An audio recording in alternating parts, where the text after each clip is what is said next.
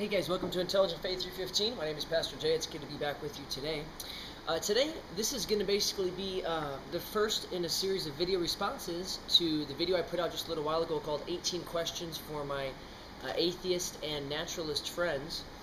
Before I get into that, just want to make a couple of announcements to you guys real quick.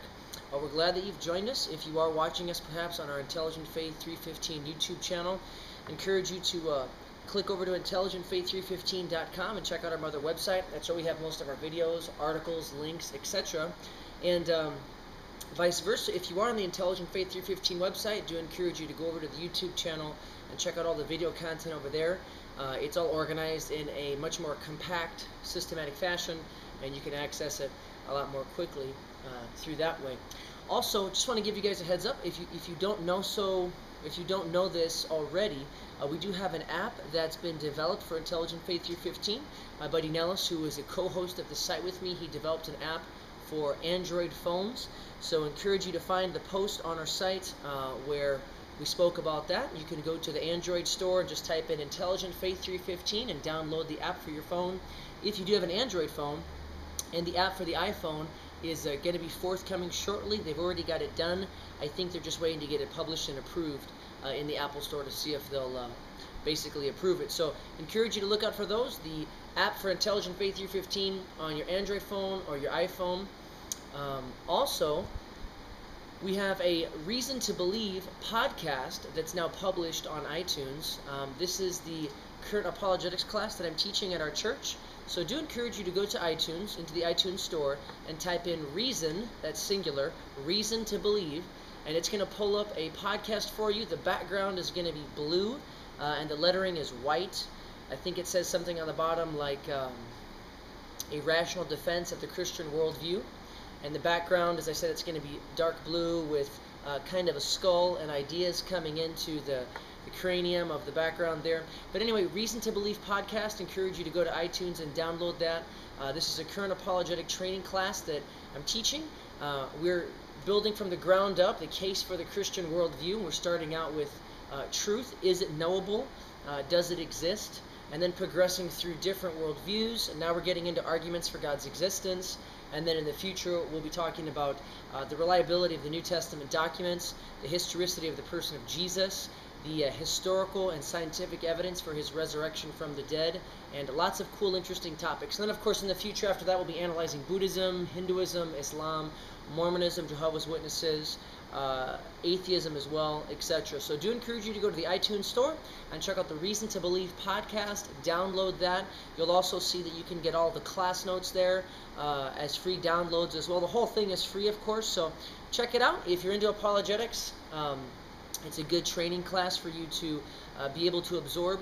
We're going through the arguments for God's existence slowly and systematically, so it'll be a good thing for you to follow along with. And if you download the notes, the quizzes, and the papers that are there also, that's going to be good tools and resources for you to add into your library as you continue to grow and study Christian apologetics.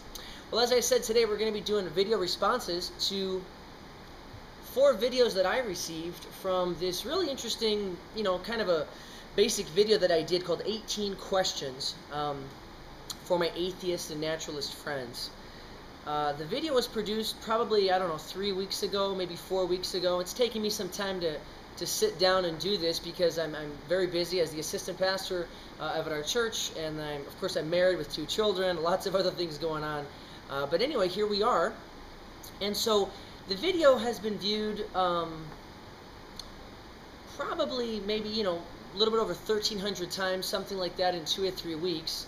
Got a lot of text responses, but actually what I was looking for, as I indicated in the video, were video responses that individuals would take the time and just try to answer as many as they could of the 18 questions, make a video response, post it back to me on my YouTube channel, then I would approve it, and then try to engage in some kind of a video dialogue.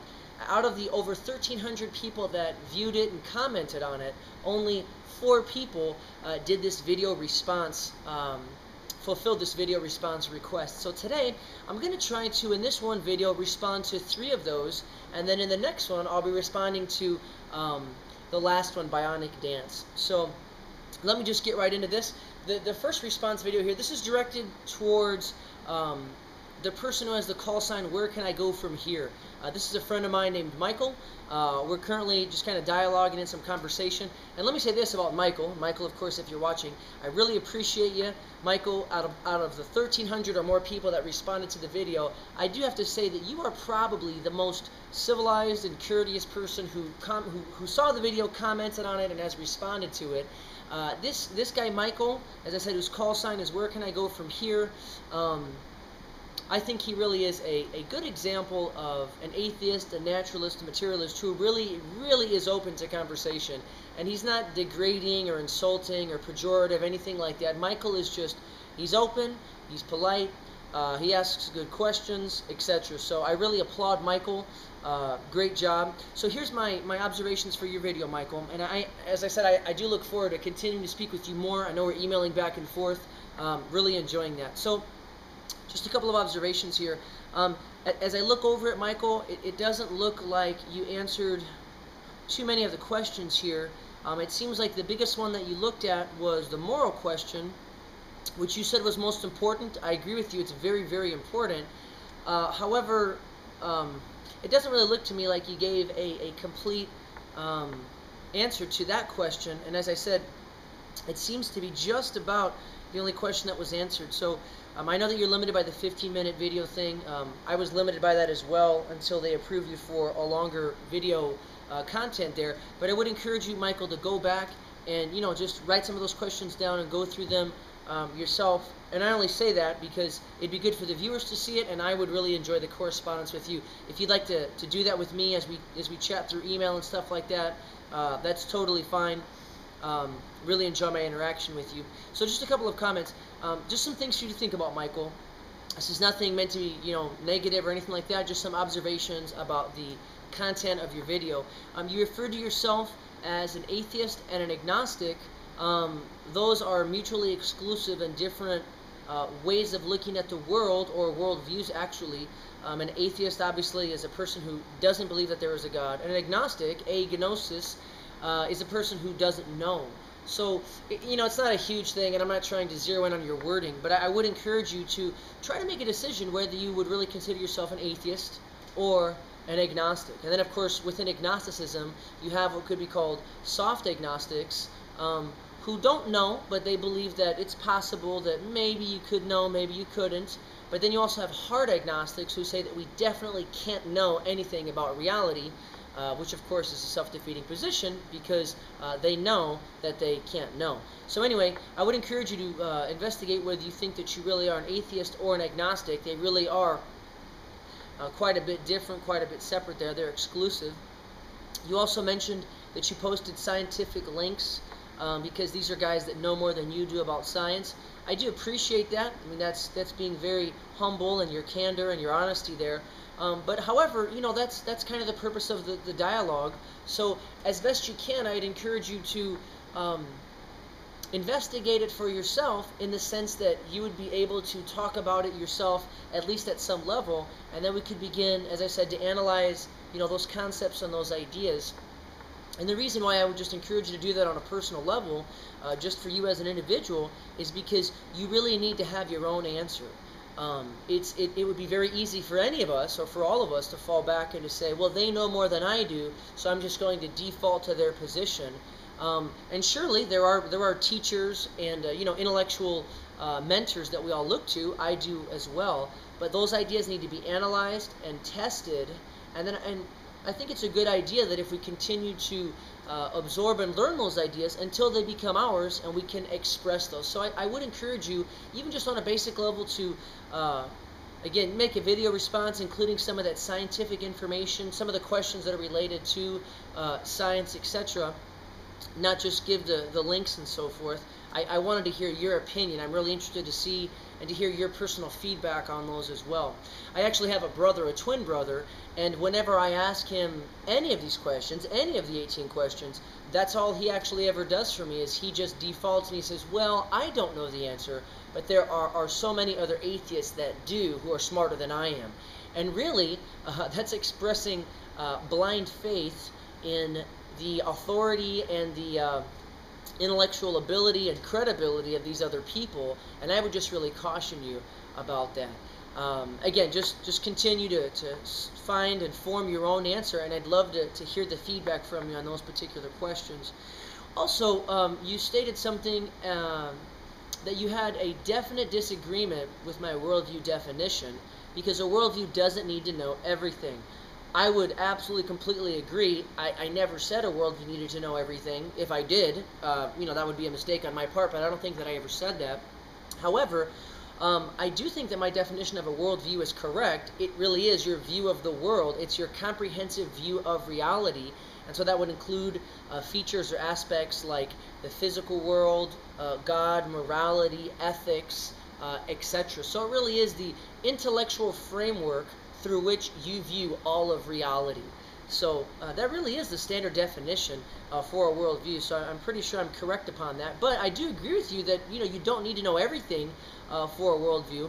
However, your worldview, to be a good quality, substantial worldview, it does need to be as comprehensive as possible. So again, that's why I was using those words like explanatory scope and explanatory power.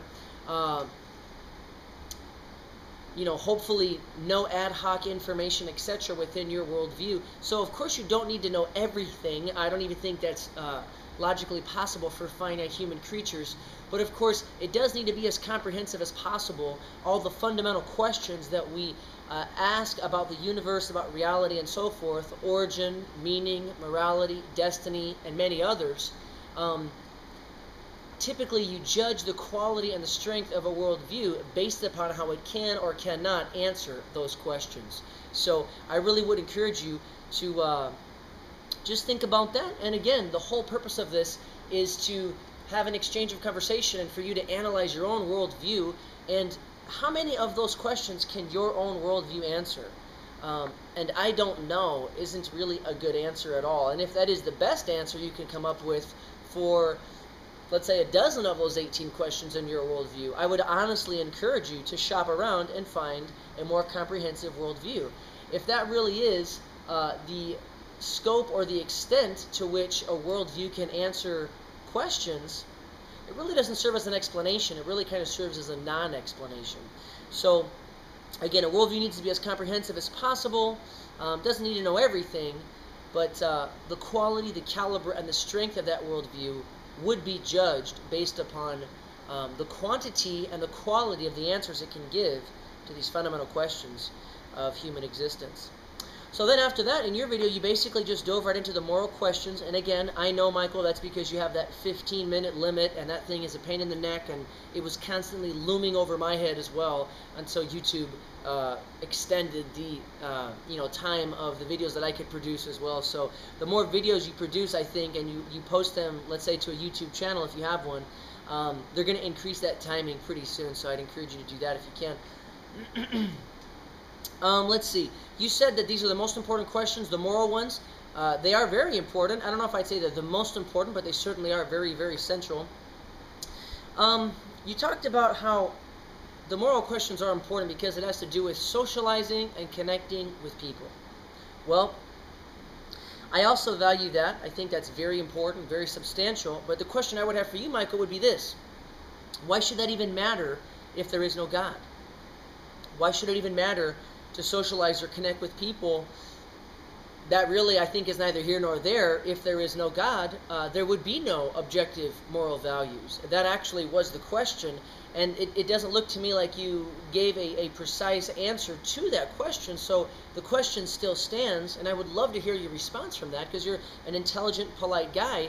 But really, on your worldview, and I'm just going along with what seems to be true of atheism and what I have read and have studied about it and have heard from many, many atheists, it wouldn't really matter much to socialize or connect with people if there is no ultimate morality, ultimate objective truth, and God doesn't exist. So socializing, connecting with people, that just struck me as odd.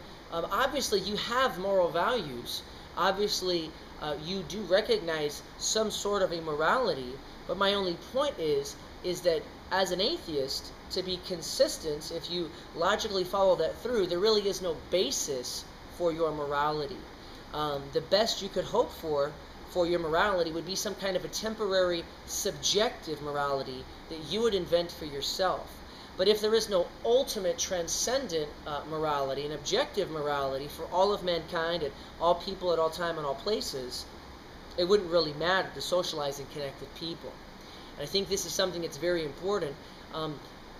I am in no wise, and the intelligent Christians that I know of are in no wise saying that atheists are not moral people, because many atheists are just as moral, maybe even more so than many believers. But actually the point is, it's not that you can't be moral if you don't believe in God. That's not the point. It's that if God doesn't exist, then objective moral values can't exist either. So the question really revolves around the existence of moral values. Subjective moral values can exist. Temporary, personal, relative moral values can exist, but not objective, universal moral values for all of humanity. So definitely something to think about, something where the atheistic, naturalistic, materialistic worldview really does fall short. You then made a comment about atheistic regimes being responsible, and I wrote down here in my note, even if you disagree, that's fine, but that goes nowhere in proving the truth of atheism. And this is true. That's your opinion. If you want to disagree about atheistic regimes being tremendously responsible for the worst massacres of the 20th century, it really is nothing more than a demonstrable historical fact, but that's neither here nor there. That's absolutely fine. But that disagreement, again, it's neither here nor there regarding the truth of atheism. So that really doesn't even touch the truth value of the statement, there is no God. And so then you still, of course, assume a burden of proof for that, which I would love to see some evidence for, as I said before. So you then went on to say that religion isn't all bad. First question that came to my mind is, how do you define good and bad? Again, we're back to this moral problem that an atheist faces.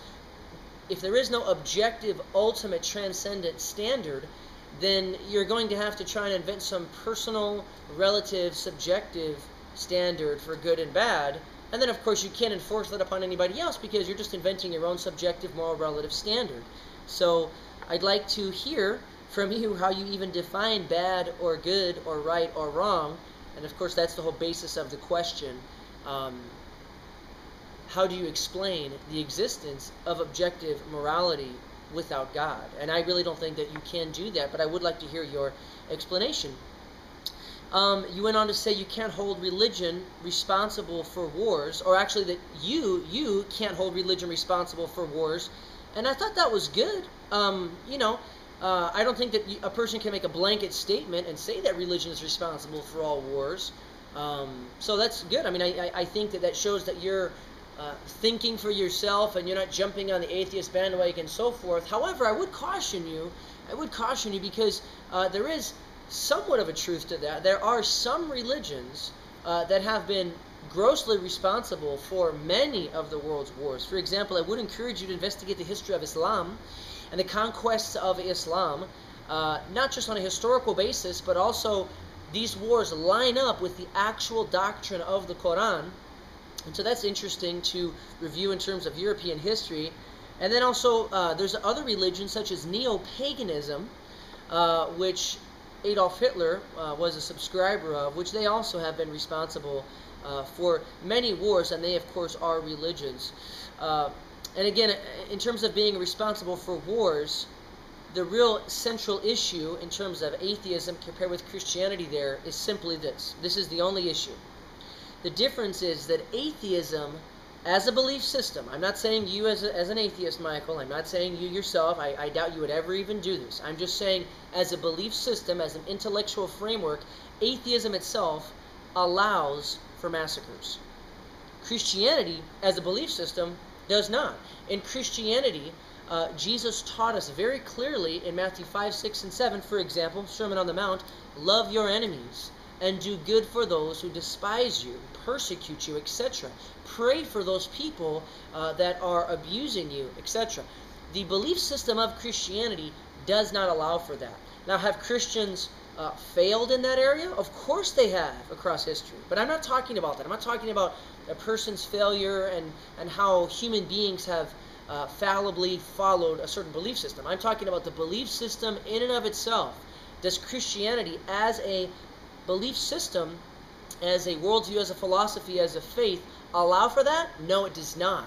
It goes absolutely 100% against the grain of the New Testament teachings, which are based out of the Old Testament, and goes against that. So, well, one is the New Covenant, one is the Old Covenant, but I'm just telling you that Christianity, the fundamental documents of which are the New Testament, it does not allow for these types of massacres. However, atheism, it does allow for such behavior. Because again, there is no objective morality. There is no good or bad, right or wrong, unless it's a subjective, relative, temporary good or bad, right or wrong, created by the individual or by the regime or whatever you would have. So again, I'm not talking about atheistic people, persons, or Christian people and their failure or successes at maintaining any of this. I'm not even speaking about that. I'm simply speaking about the belief systems, the doctrines, the teachings of atheism, and the teachings of Christianity. Atheism does allow, if you follow it to its logical conclusions, it does allow for this, because it's simply, survival of the fittest, etc. As Friedrich Nietzsche, the German atheist, said, it is the Overman, the Überman, that is exerting himself and dominating through strength and power, and might makes right, etc. Atheism allows for that. Christianity, as a belief system, does not. There have been failures on both sides, but as a belief system, Christianity forbids it. Atheism, as a belief system, allows for it. You talk about also how Stalin was in seminary and religious. You're right. You're absolutely right. He was. Prior to coming into this political position in which he held until, his death and demise, he was in seminary and he was religious. But he backlashed against the concept of God. And it's just a fact of history, as I said before, that the atheistic regimes have perpetrated the biggest massacres. Over 100 million people have been killed in the 20th century due to atheistic regimes. Stalin, Lenin, and Mao Zedong. It's just a fact of history. It's all I'm saying. And technically speaking, according to the doctrine of atheism, this is allowed for. Not saying that you atheists watching these videos would ever do that. I'm simply saying that you need to be honest enough and informed enough to realize that the atheistic belief system and worldview allows for that. And then ask yourself, is that the kind of a worldview you want to subscribe to, that has that kind of a moral flavor, or I should say lack of moral flavor to it? So he did backlash against that seminary and religious upbringing and completely intellectually and morally rebelled against the concept of God in his life. I don't know what else to tell you, Michael. He was a self-proclaimed, blatant, outspoken atheist. That's all I know how to tell you. And if you do some more research on it, that'll become very, very clear. You go on to talk about Hitler, how Hitler was a theist. This is actually not true at all. Hitler, and I used to live in Germany. I lived there for 3 years. I speak German. And I've gone to Dachau, which was one of the Hitler Jewish concentration camps that Hitler perpetrated. This is a gross misunderstanding from history. Hitler was not a theist, was not a Christian. He did have Gott mit uns, God with us, engraved on some of the belt buckles in Germany, but he himself, if you do some research and read the writings of Hitler and Mein Kampf and so forth, Hitler is actually a neo-pagan. So he did have a spiritual, transcendent view of reality, absolutely. He wasn't an atheist, and I never said he was an atheist, but he definitely wasn't a Christian.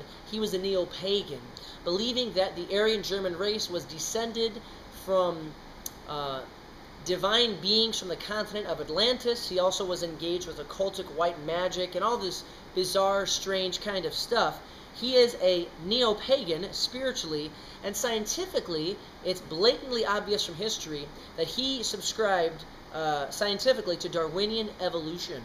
And his mass extermination of the Jews and so forth, of many other people, of course, non-desirables, gypsies, handicapped people and Christians, about 11 or 12 million people altogether, but about 6 million Jews, I believe it is simply an outworking of his Darwinian evolution being worked out in a social context, speeding evolution along and being a catalyst for the natural evolutionary process. So he was a neo-pagan and a Darwinian evolutionist, and he definitely was not a theist.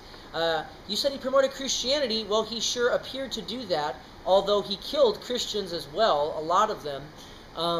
And it seems pretty clear from history that the only reason he promoted Christianity was for political reasons and political gains. And again, if you do study on some of the resistance movements against Hitler, sincere, deep Christians really did oppose this man. Dietrich Bonhoeffer, a German martyr and New Testament scholar and so forth, who definitely wasn't a perfect man or anything, but a lot of genuine, sincere Christians did oppose Hitler because of this fact. He claimed to promote Christianity in one side of his mouth, and then off the other side, he massacred millions of Christians as well. You then went on to talk about theistic regimes, such as Saddam Hussein and the Tsars and so forth, have perpetrated many religious massacres. You're right, but the Saddam Hussein regime, the Russian Tsars, etc., I wouldn't necessarily say that all those are theistic. I would say that there's some element of spirituality or transcendentalism there. But again, this really has nothing to do with Christianity because it's not Christian theism. Those systems still allow for these types of massacres under their actual belief systems, and as I said before, Christianity as a belief system does not. Then you made a statement and you said Germany, everybody was a Christian. You said all were Christians in Germany, and I just wrote down here, really? How do you know that? I mean, I know you probably didn't mean to say that, but that's actually what you said in your video, and well, we certainly know that they weren't all Christians. As I said, that Hitler and many of his inner circle and high-ranking staff were neo-pagans themselves. So there were a lot of Christians, but they certainly weren't all Christians. So anyway, I'd be careful with those kind of statements. You then made a comment referring to the biblical massacres and genocide and so forth. What I would encourage you to do is read over those passages again. They only happen in a certain portion of the Bible. Book of Joshua, believe it is. Military conflicts is actually what these are, an invasion of the military conquest of the land of Canaan. And I would encourage you to read Paul Copan, Is God a Moral Monster? Very good book. He's written about this recently.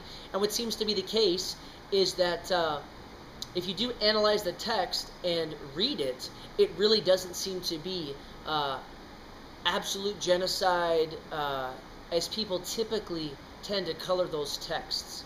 But either way, I really don't see what that has to do with any of the questions that I asked. Again, I didn't even mention any of these things, so these kind of things are just kind of being brought up as side issues here.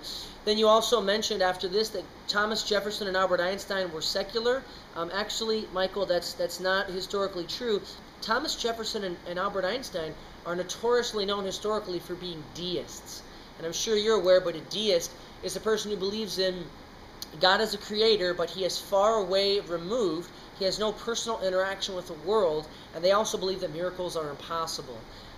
Deism actually is kind of self-defeating because the deist does believe that God created the world, created the universe, but they claim that miracles are still impossible. Interesting, because creation out of nothing is one of the greatest miracles ever. So anyway, Thomas Jefferson and Albert Einstein were not purely secular, humanistic type of people. I've never heard anybody really color them like that. They were both deists. And then you talk about the Humanist Manifesto and the UN Declaration of Human Rights is a good document. I think you said something about it. It guarantees you more rights and would make you safer than the Bible and so forth.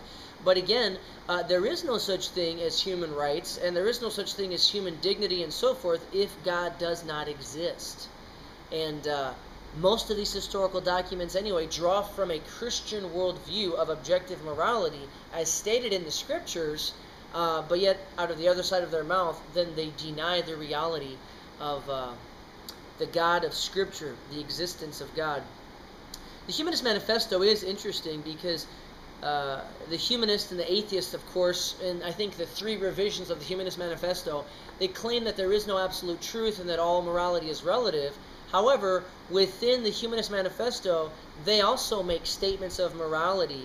They make moral judgment statements within there. So again, they're contradicting themselves because they claim that morality is relative and you can do whatever you want. However, in the Humanist Manifesto, they say, for example, I think it is that sexual activity needs to be between two consenting people who are both adults. So again, you see, they're setting up a moral standard, but yet in their worldview they claim that there is no absolute moral standard. But anyway, it seems to be pretty contradictory. And then you also say that secular nations are in no danger of genocide. And again, I would just refer you back to the three great atheistic regimes that I mentioned. Stalin, Lenin, and Mao Zedong. These are secular atheistic regimes, and they were in absolute danger of genocide, and genocide is exactly what happened within them. And then there are other nations of lesser massacres, lesser genocides, I guess you could say. Pol Pot, Ceausescu, the Khmer Rouge regime, etc. And some of those nations aren't completely secular. Some of them have, different spiritual views, etc. But it's just a fact of history, Michael, that secular nations are in just as much danger of genocide as any other nation. And I would argue even more so, as verified by history, by the historical facts, and also as you examine their belief systems, they just straight up allow for it to happen. And if you don't believe me, then you need to refresh yourself in the writings of Friedrich Nietzsche. This is the father of German atheism, and because he believed that the death of God movement, which he was being a catalyst for in the early 20th century, that the death of God movement would bring about the death of morality, the death of absolute truth, and therefore it would bring about the death of man. In other words, genocide. And Friedrich Nietzsche was absolutely right. The death of God movement brought about the death of absolute truth, the death of absolute morality, and then it brought about the death of man in the hundreds of millions in the 20th century. And Friedrich Nietzsche himself is the man who made the prediction that he was hoping that man would come of age and the Überman, the Superman, the Overman would manifest himself, and the hard male values of atheism and the secular humanism would be chosen over the weak feminine values of Christianity, as he put it, and that the 20th century would be the bloodiest century of mankind. And Friedrich Nietzsche was right. So it would seem to me that your statement that secular nations are in no danger of genocide, just historically and even philosophically, really just isn't tenable. You just really can't hold to that. Again, Albert Camus, he is the one who wrote about, because of the meaningless and absurdity of life, that the greatest philosophical question that must be grappled with is why not commit suicide in the morning? I know that many of you atheists don't feel like that. I'm sure that you don't feel like that, Michael. I'm not even saying that you should feel like that. I'm just saying that the logical outworking of atheism, if atheism is really true, and you may try to invent or manufacture temporary meaning, value, or purpose, there is no ultimate meaning, no ultimate value, and no ultimate purpose in life. And this does result in absurdity and despair if you are honest about it. And therefore, Albert Camus could say this. So, and that would definitely be an environment where genocide, human suffering, etc. would be able to flourish because the philosophical belief system allows for that to happen. So, and then you got on with some other questions here at the bottom. You talked about the different interpretations, etc.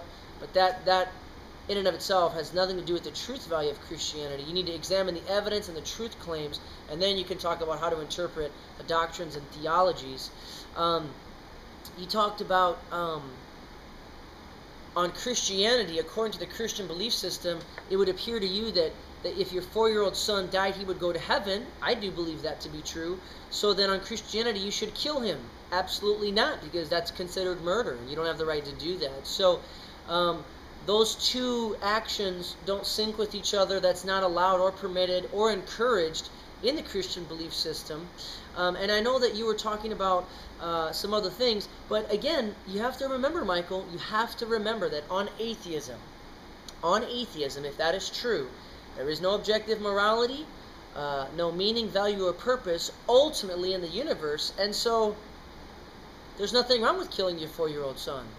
This has happened many times throughout history under the hands of atheistic, armies, dictators, etc. But it's just a matter of philosophical fact that the atheistic belief system allows for that to happen. Because I have a 5-year-old son and a 1-year-old son, and if I were an atheist, I would have to come to the harsh reality that on atheism as a belief system, that they are simply molecules in motion, and they hold no more substantial value than a rock or a mosquito or a dog. Bionic Dance, in her video, she actually admitted that. And I just find that absolutely repugnant as a worldview and repulsive, because we know that this is not true. We know that there is such a thing as the sanctity and importance and value and beauty of life, and I'm sure you would do anything, even kill for your 4-year-old son to defend him, as you should as his father. But yet, within the through the lens of atheism, there would be nothing wrong with a father killing his 4-year-old son, because it's just matter destroying matter. Chemicals in motion destroying chemicals in motion. There is no meaning, value, or purpose, no objective morality, no consequences, no accountability anyway, because there's no one to be accountable to. So what does it matter? It doesn't matter. And that is a horrible, immoral outworking of the atheistic worldview. And I'm not saying that you share that view, and I'm not even saying that you should. I'm just saying that that is the logical outworking of the atheistic worldview. And there's only a few of them, but a handful of atheistic thinkers and personalities throughout history have been intellectually courageous enough to admit that and accept it, such as Friedrich Nietzsche, Albert Camus, and Jean-Paul Sartre, and I believe Johnny Cage as well. So you just have to think about that. Follow it through logically to its conclusion, and then honestly embrace the logical outworkings of your worldview. So on Christianity, that is absolutely not allowed for. It's illegal. It's immoral. A human has no right to do such a thing. As a matter of fact, in early Christianity, because of the teachings of Jesus in the New Testament, it was the Christians who rescued 4-year-old sons and other infants and babies that were abandoned in the middle of the town squares by the Romans themselves, who were polytheists, many of them atheists, etc. It was the Christians, as a matter of historical fact, who rescued and raised these children as their own, because of the value of human life, that man is made in the image of God, and there is something very special, very unique, very wonderful about every single human being, regardless of race, religion, creed, anything like this at all. And contrary to what people like, Bionic Dance will tell you, or Friedrich Nietzsche, or Albert Camus, or Jean-Paul Sartre, there is a wonderful importance, actually a priceless value to every human life. And the Christian church, in the early centuries, they even paid widows to basically come on staff and take care of these deserted orphans and infants left by the pagan religions.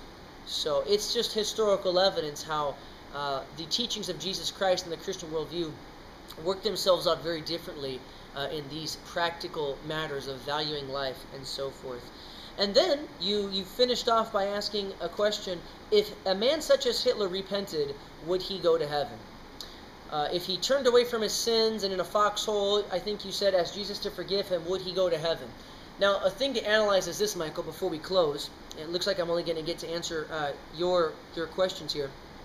The reason you're even posing this question is because in entertaining that, it seems that you have a sense of justice, you have a sense of fairness, a sense of objective morality. That somehow, if somebody could get away with deception and trickery and kind of get one over on God, that would be unjust, unfair, and immoral. Well, you're absolutely right. If a man like Hitler, anybody for that matter, Michael, it doesn't just have to be Hitler, it could be me, it could be you, it could be anybody watching this video. If any of us tried to, let's say, play the deathbed card and say, well, it was all just a big joke, a big lie, dear God, please forgive me, amen. Well, what you're implying, I think, Michael, and I could be wrong, so feel free to correct me, that would be getting one over on God. Well, that would be true. It would be getting one over on God. And so, you know what, Michael? It doesn't work like that. You just have, unfortunately, a misunderstanding about the reality that if God exists, and if God is who He says He is, And according to the concept of God, he is omniscient and omnipresent, right? So he knows all of the thoughts of every individual, and of course he would know if the individual was being sincere and genuine and truly turning away from all of his moral failures, moral crimes and sins, etc., and honestly, genuinely begging for the forgiveness that God offers to humanity through the perfect sacrifice of Jesus Christ on the cross and his resurrection. So if that were genuine, anybody can find forgiveness, Michael, even yourself. Even yourself. Now, nobody can play tricks. Nobody can be ingenuous about this or trying to get one over on God. It simply doesn't work that way.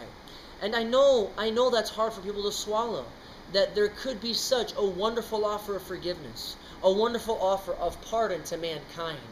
And there's also, I think, another kind of a feeling involved in that question, that these people are getting off for free. And I'll tell you this, they're not getting off for free, because the forgiveness that comes from God through the sacrifice of Jesus Christ, his perfect blood and his resurrection, that's a historically provable fact, that forgiveness is free, but it's not cheap. Why? Because it was purchased through the priceless blood of his dear Son, who in the New Testament, Michael, and I believe it's actually demonstrable, was Theanthropos, the God-man. And so it is not a cheap thing, and nobody's getting off the hook, nobody's getting away free. Those crimes, those moral failures, those moral evils must be paid for and are paid for, and the price is absolutely tremendous and heavy. And according to the Christian New Testament, this is the wonderful hope that exists, that forgiveness can be found through the person of Jesus Christ, the God-man, come to this earth, who lived a perfect life, provided a perfect sacrifice, proved it by rising from the dead, and he offers now this forgiveness freely to mankind. You don't have to believe those claims, but investigate them for yourself and see if they are true. I did that for 2 years, and I found them to be absolutely, evidentially, verifiably true. And I've asked God for forgiveness. So, I understand your question, Michael, but he couldn't get away with it. Nobody could get away with it if they're ingenuous. But the offer of forgiveness and complete pardon does stand. And the question you have to ask yourself, Michael, an even deeper, more fundamental question, I think, would be this. Why do you have, inside of your own heart and mind and thinking, why do you have such a craving, such a longing for justice to be performed in the earth, for fairness, for righteousness, such a longing and craving and drive? It would make no sense if atheism were true, and atheism would absolutely be unable to account for that. So would evolution and naturalism, etc. All of that would be unable to account for it. But not in the Christian worldview. If the Christian worldview is correct and God exists and God made you in his image, as Scripture says, that means that you have some of the qualities that God has. And God loves justice. He loves righteousness. He loves fairness. And among many other things, he is also a judge. And he will judge the world. He offers, as a judge, he offers pardon and forgiveness through this beautiful, very expensive, very costly sacrifice that his own Son provided. But if that sacrifice is not received and accepted by a person, they themselves must pay the price. They themselves have to do the time because they did the crime. And how could we ever hold God? How could we ever be frustrated with God for that? It's exactly what we do within our legal system. Our own legal system in America is based upon the Ten Commandments and the Mosaic Law. And all you have to do is read the founding documents of our founding fathers. The original documents of our nation are birth certificates speaking of God, and man is endued with unalienable rights given to him by his Creator, etc. And then even look upon the Supreme Court building itself, where there is, I believe, a picture of Moses and the Ten Commandments, etc. So our whole legal system is based upon this objective morality, which was written down in stone and passed on through the pages of Scripture. We practice it every day, and we cannot be frustrated with God for himself as a judge, holding us accountable for our crimes and our, cosmic rebellion, so to say, by fighting against him. We do the same thing. We punish people for illegal activities, crimes, etc., and so does God. So Hitler couldn't get away with it, Michael. God knows. He knows all things. So I do encourage you, Michael, to go back to the video, man. I really like you. You got a great personality. I really appreciate your attitude. I wish more guys on YouTube and so forth were like you in terms of your genuineness and your openness to dialogue and so forth. But try to answer more of the questions. You really only hit upon one question, but instead of giving an answer for how you explain objective morality and moral values on atheism, you just kind of asked me questions or comments related to morality. So please try to answer more of the questions, perhaps all of the questions, and let's assess the strength of your atheistic worldview. Also like to see if you consider yourself an atheist or an agnostic, and that you realize, of course, that those are two exclusive claims and different categories of worldviews. So answer those questions for me, Michael. Would love to hear your answers to those, and then we can analyze further in the future the strength of your worldview and continue our discussion. Okay? Look forward to hearing from you, man. And to all of you viewers out there, I do encourage you also to make a video response to that 18 questions. And until next time, have an intelligent faith.